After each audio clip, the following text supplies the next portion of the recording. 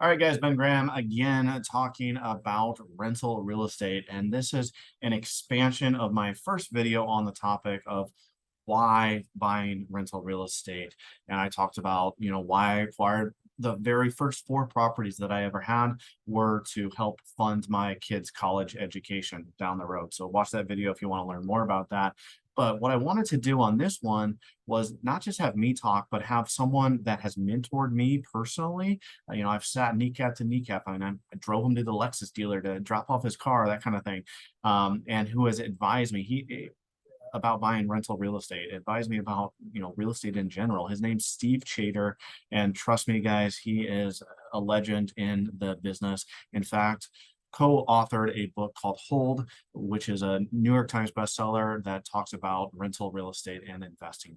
So without further ado, I wanted to shift the video over to a retirement strategy that he's talking about that is different. It's a different way to think rather than just your 401k or your Roth IRA or whatever it may be, but think about rental real estate as a retirement strategy. So whether it's, you put all your eggs in that basket, probably not a great idea for anything, but put some of the eggs in that basket. Again, what I'm personally doing. So without further ado, I'm going to shift it over. This is about a 15-minute video clip from Steve Chater talking about the single family home retirement strategy.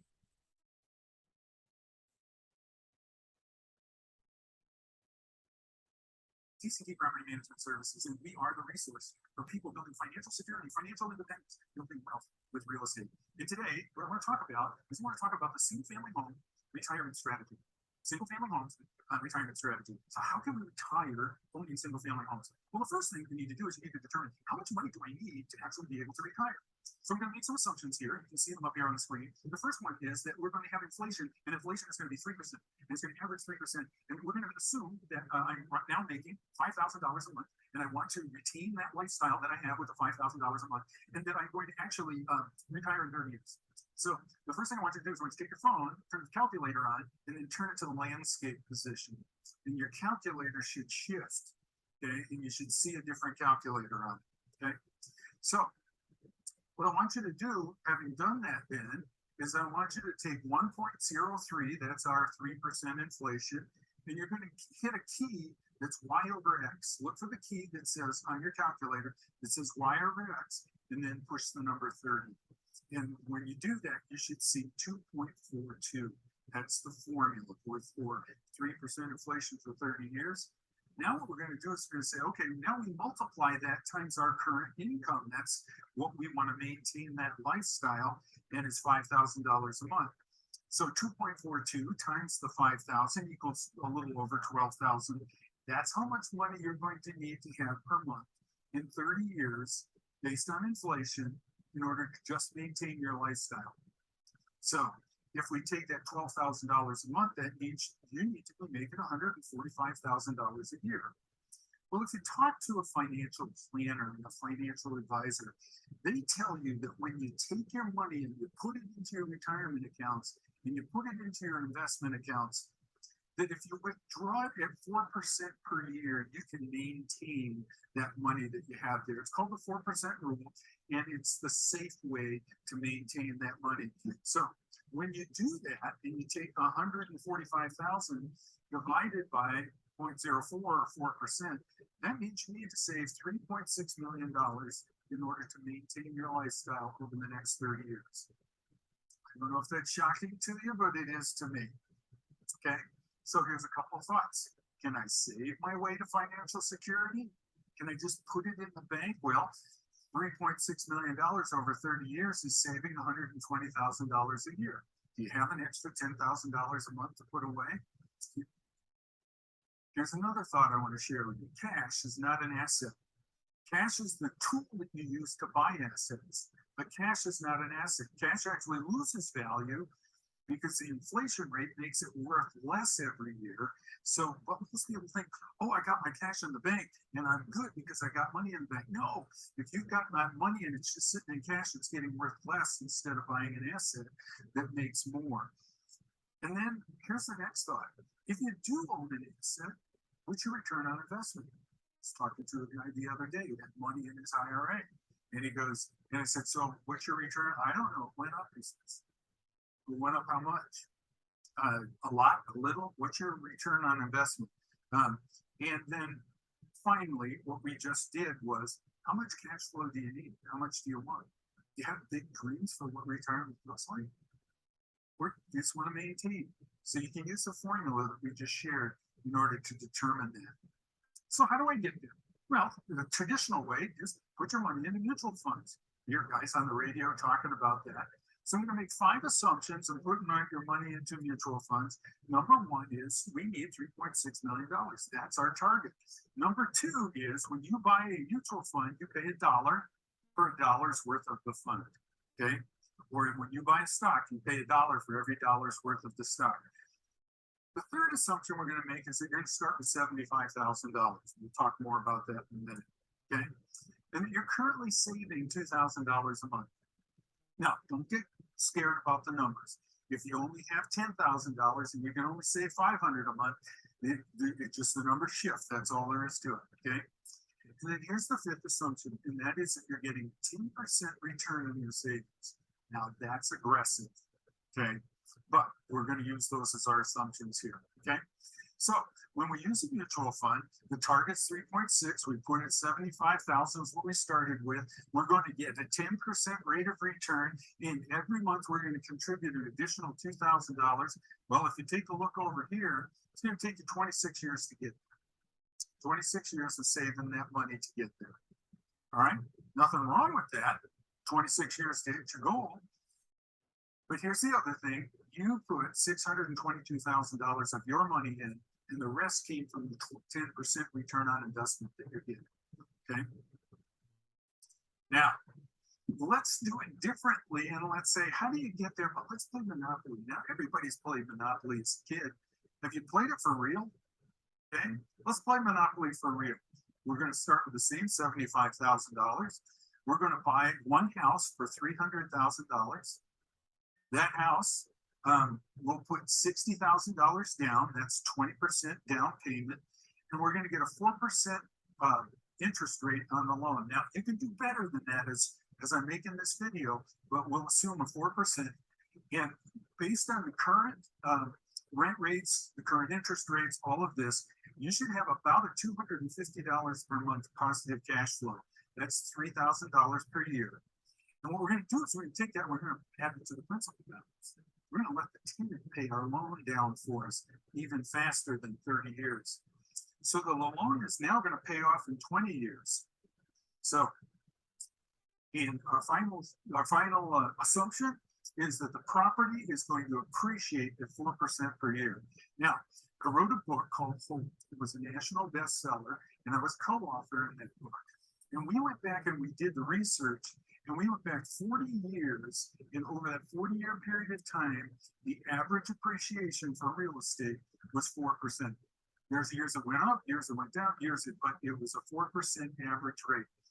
By the way, in the Phoenix area, over the last 20 years, it's been 4.5% per year average every year. So that's why we're using 4%. Okay. So what happens? Well, 20 years from now, the house is paid off. It's worth about $540,000, not $300,000, and you don't have a loan anymore. The rents have gone up along with the inflation rate. So you're now receiving $3,500 a month. Remember, we said you needed $12,000. So we're partway there. You're now receiving $2,500 or $3,500 per month. So then what do we do? We keep playing Monopoly for real. We started with $75,000. We invested $60,000 of our $75,000. So we still have $15,000 left, and we're continuing to save $2,000 per month for the next 2 years. And so all of a sudden, in year number 3, we have $64,000 saved. So let's buy it up. Let's go out and do it again. Now, how do we know it pays off?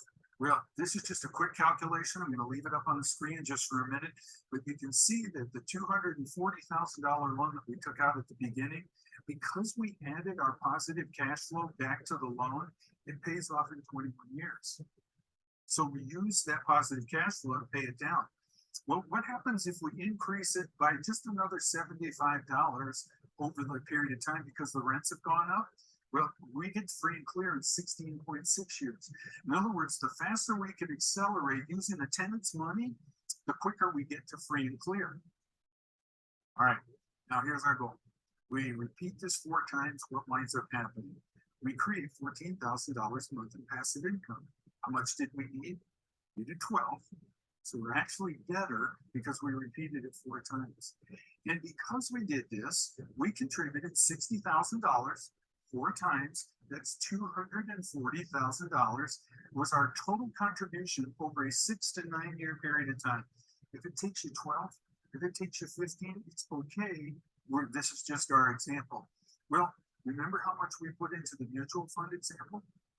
We put in $622,000 of our money in order to be able to get $12,000 a month.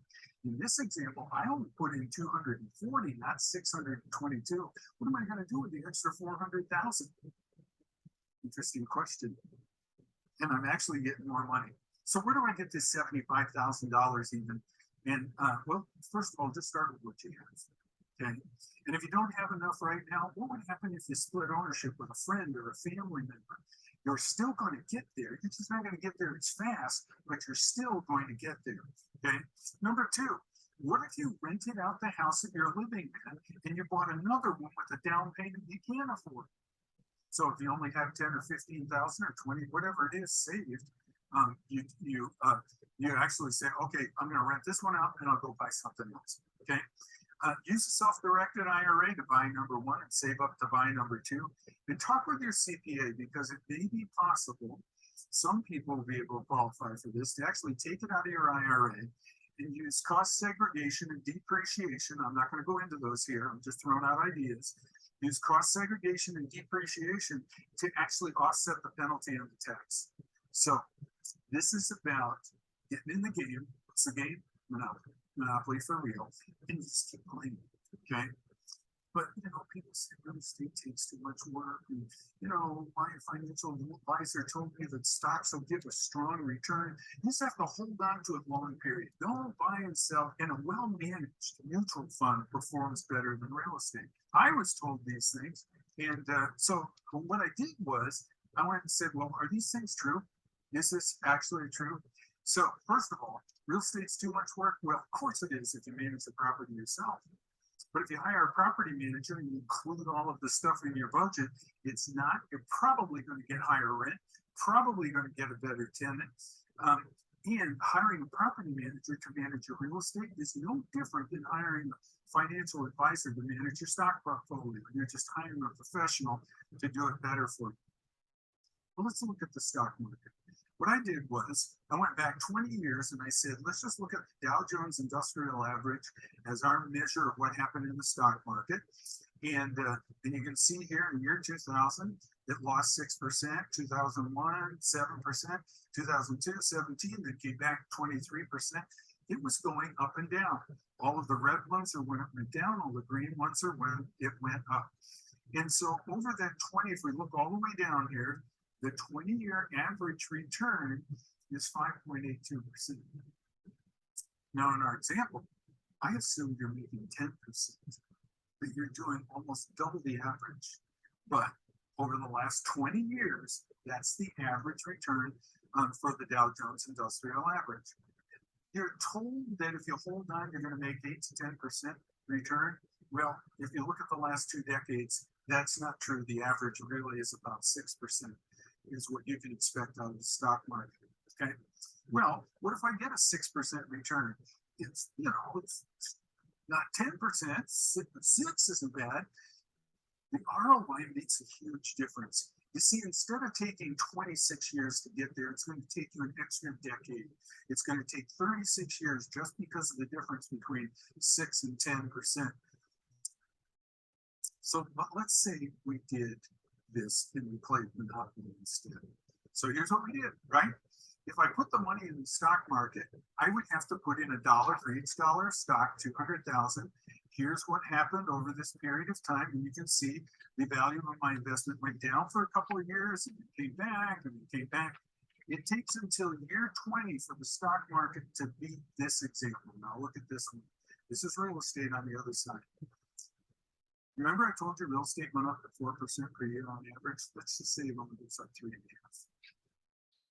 And what I'm going to do is I'm going to buy one property for $200,000, and I only have to put down 20%. That's $40,000 for a down payment. Here's the value of my property going up 3.5%. Here's the money that the tenant is paying and putting into equity into my pocket. And so my investment value, my appreciation of the property, and the payoff of the mortgage is 210.